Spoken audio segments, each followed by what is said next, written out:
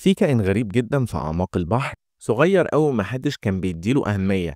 لكن العلماء لما اكتشفوه اتسمى على طول بقنديل البحر الخالد، وبيقدر يعمل حاجة مفيش أي كائن تاني بيعملها. تخيل، كائن أول ما يحس إنه هيموت يقوم راجع لطفولته تاني. لا، مش بيتكاثر، ده بيرجع فعليا لمرحلة الخلايا الأولى، كأنه بيتولد من جديد بنفسه.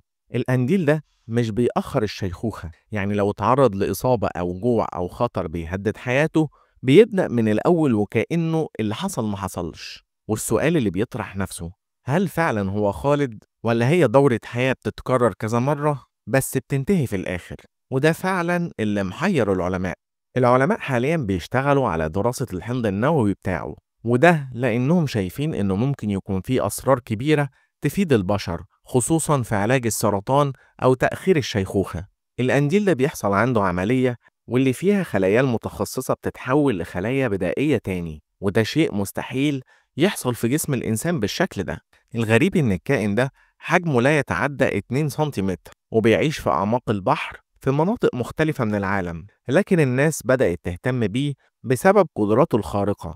والكلام ده لسه حاصل من قريب، ومش معنى إنه ما بيرجعش لمرحلة الشباب إنه ما يقدرش يموت.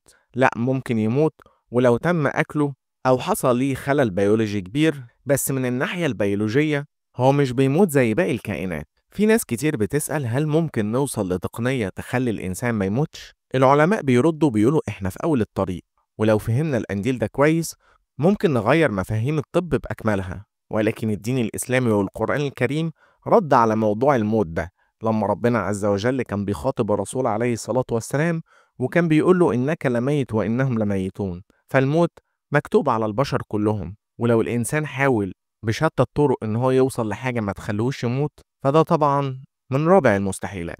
ولكن إحنا هنا في الفيديو ده بس بنعرض رأي العلماء والعلم. وفي النهاية قنديل البحر الخالد مش كائن خرافة، هو حقيقة علمية، لكن لسه لغز كبير، وكل يوم العلماء بيكتشفوا فيه حاجة جديدة. بس يا ترى بقى هنعيش لحد ما نشوف سر الكائن ده ونفهم هو ازاي بيجدد نفسه من تاني؟ ربنا يدينا ويديكم طولة العمر وحسن العمل.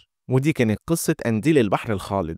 لو عجبتك متنساش تعمل لايك واشترك في القناة علشان يوصلك كل جديد. وبس كده، نشوفكم في فيديو جديد إن شاء الله. سلام.